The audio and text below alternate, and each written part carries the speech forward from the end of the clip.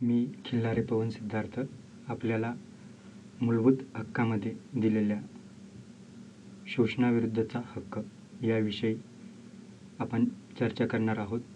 शोषणाविरुद्धचा हक्क हा जाणून घेण्याअगोदर आपल्याला हक्क म्हणजे काय याविषयी थोडंफार माहिती करून घेणं गरजेचं आहे. ज्यावेळी समाजाची निर्मिती झाल्यानंतर प्रत्येक व्यक्तीला जीवन जगण्यासाठी, स्वतःचा विकास घडविण्यासाठी काही गोष्टी आवश्यक असतात. त्या गोष्टी म्हणजेच हक्क. हे हक्क समाजात निर्माण होतात आणि राज्य त्याला मान्यता देते. ज्यावेळी हक्काची निर्मितीचा इतिहास बघायला सुरुवात केली तर निसर्ग अवस्थेतच हक्क आहेत. त्यामध्ये जीवन जगण्याचा हक्क, स्वातंत्र्याचा हक्क आणि संपत्तीचा हक्क हे व्यक्तीला मुळातच प्राप्त झालेले आहेत.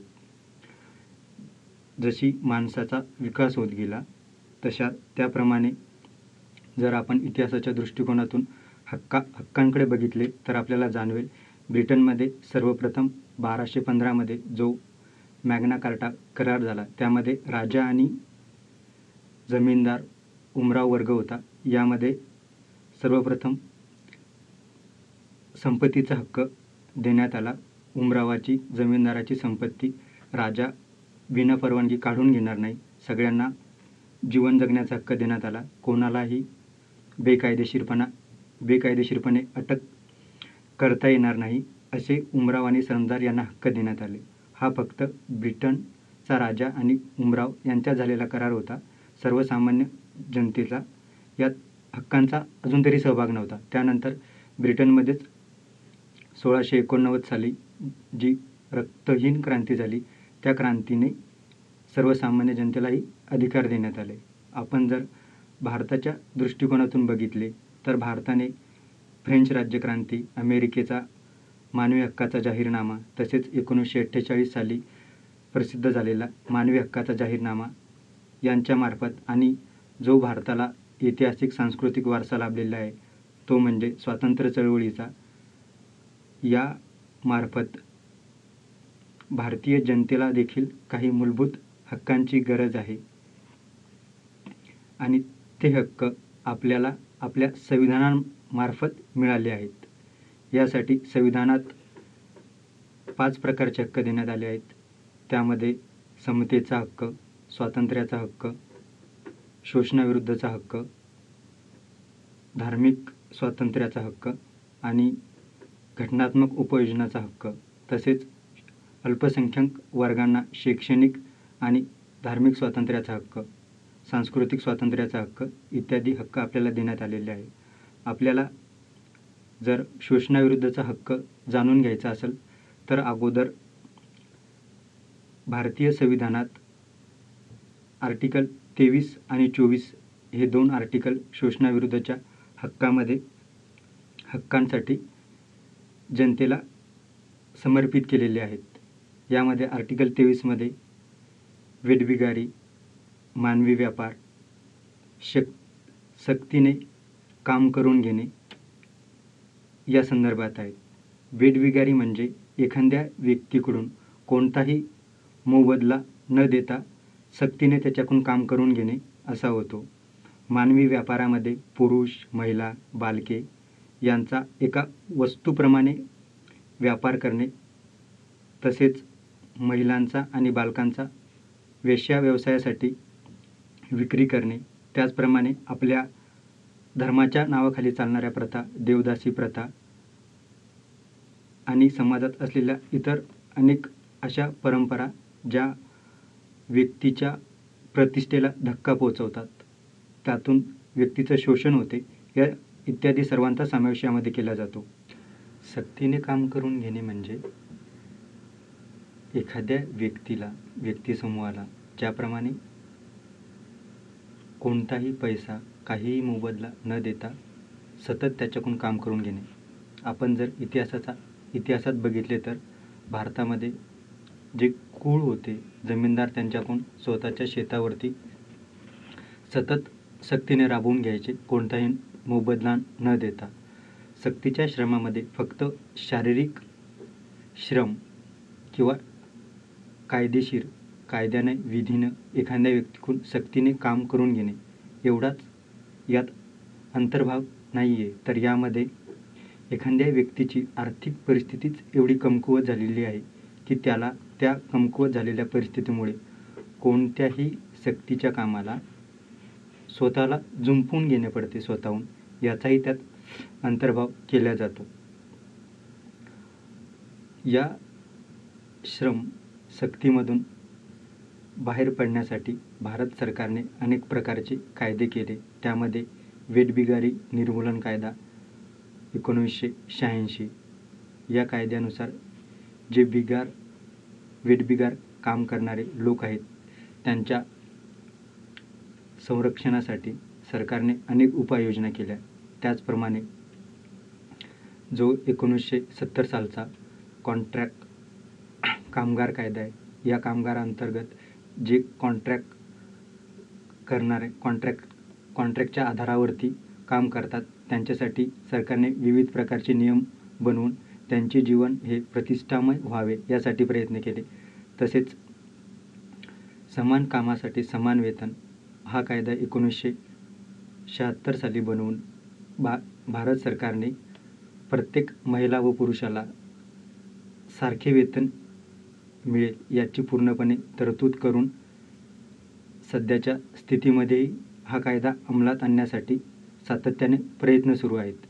सक्तीने श्रमकाम करताना भारतीय संविधानामध्ये जरी शोषणाविरुद्धचा हक्क दिलेला असला तरी राज्य सरकार शासन याला एक अपवाद ठेवते. ज्यावेळी सरकारला सर्वसामान्य जनतेकडून असे अपेक्षित आहे की तुम्ही श्रमदान करायला हवे किंवा देशासाठी आवश्यकता आहे, त्यावेळेस सरकार असे जनतेला आव्हान करते की लष्करी गरज आहे किंवा सामाजिक सेवा करण्याची गरज आहे, त्यावेळेस जनतेकडून सरकार सक्तीने कार्य करून घेऊ शकते. जसे की कोविडमध्ये आपल्या सरकारने तसे करण्याचा प्रयत्न केला होता आणि जनतेने देखील त्याला सहकार्य केले. त्याचप्रमाणे मात्र ही सक्ती करताना जनतेवरती शासन धर्म, वंश, लिंग, जात या आधारावरती कोणताही भेदभाव करत नाही कोणतेही काम किंवा कार्य करून घेण्यासाठी. व्यक्ती ज्याप्रमाणे काम करत असतो, अरिस्टॉटल असे म्हणतो की जे गुलाम असतात ते एका सजीव असून ते एका वस्तूसारखे असतात. अशी परिस्थिती व्यक्तींची समाजात सध्याच्या परिस्थितीत व्हायला नको यासाठी आपल्याला जे शोषणाविरुद्धचे हक्क दिले आहेत ते हक्क आणि त्या हक्काचा उपयोग करून व्यक्ती स्वतःचे प्रतिष्ठापूर्ण जीवन जगू शकतो. मात्र हे हक्क सर्वसामान्य जनतेपर्यंत पोहोचण्यासाठी आणखी जे कायदे करण्यात आले त्या कायद्यामध्ये एक महत्त्वाचा कायदा तो म्हणजे सरकारने 1948 साली किमान वेतन कायदा पास करून सर्वसामान्य जनतेला सर्वांना काम केल्यानंतर किमान रक्कम मिळणार असे जाहीर केले.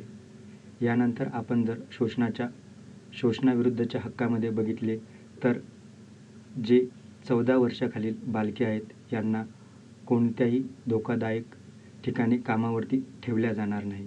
त्यामध्ये कारखाना, खाणकाम, रेल्वे इत्यादी ठिकाणी.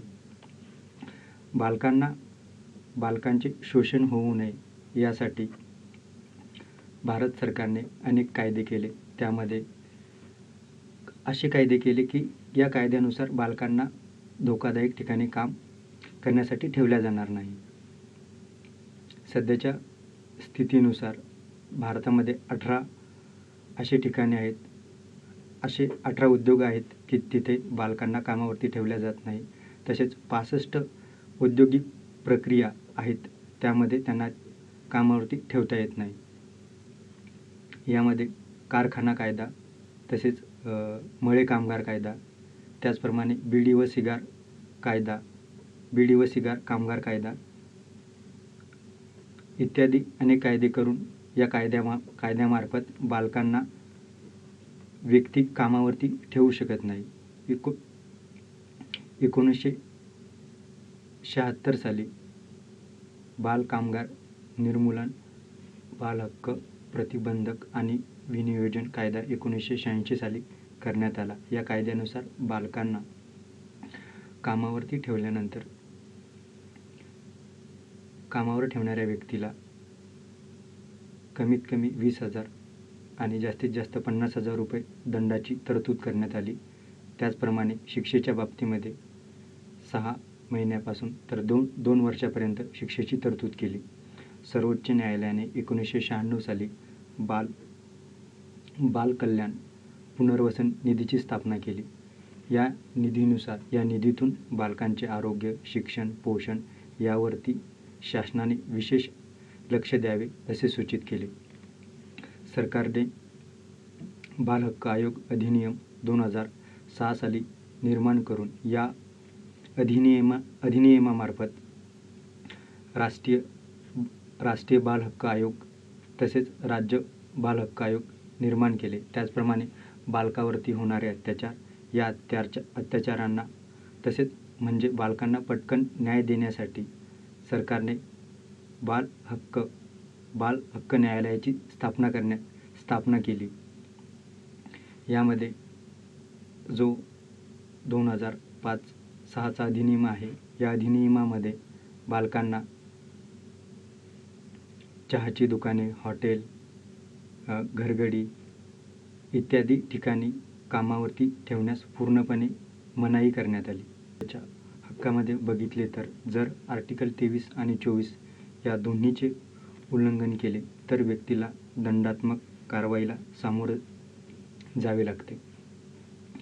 महिला, बालके यांचा व्यापार थांबवण्यासाठी भारत सरकारने 1956 साली अनैतिक व्यापार प्रतिबंधक कायदा अस्तित्वात आणला होता आणि या कायद्यानुसार महिला व बालकांचा व्यापार थांबण्यासाठी सरकारने कडक उपाययोजना करून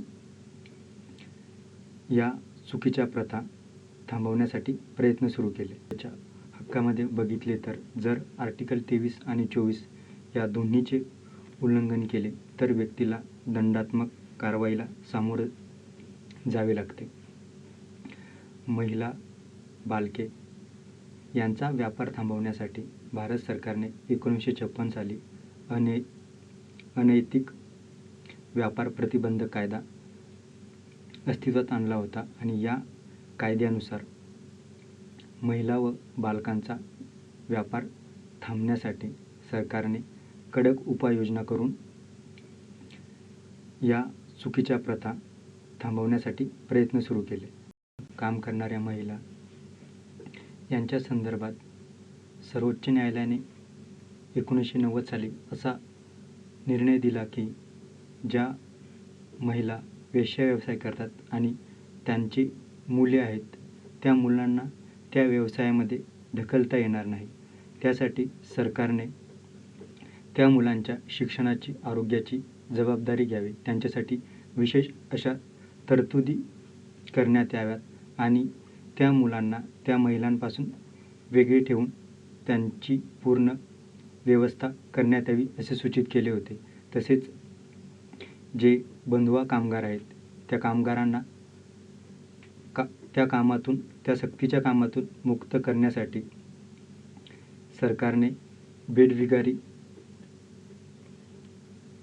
निर्मूलन कायदा करून त्या बंधुआ कामगारांना त्यातून मुक्त केले होते. शोषणाविरुद्धच्या हक्कामध्ये मानवी व्यापार करणे, सक्तीने काम करून घेणे, महिला आणि बालकांना त्यांच्या शारीरिक सामर्थ्यापेक्षा जास्त कठीण कामात जबरदस्तीने सहभागी करून घेणे आणि बालकांना धोकादायक ठिकाणी कामावरती ठेवणे, या सर्व बाबी एखाद्या व्यक्तीने करायला भाग पाडल्या तर त्या व्यक्तीवरती शासनामार्फत, न्यायालयामार्फत दंडात्मक कारवाई केल्या जाते. शोषणाच्या हक्काच्या संदर्भात आपण आर्टिकल 23 आणि 24 जाणून घेतले.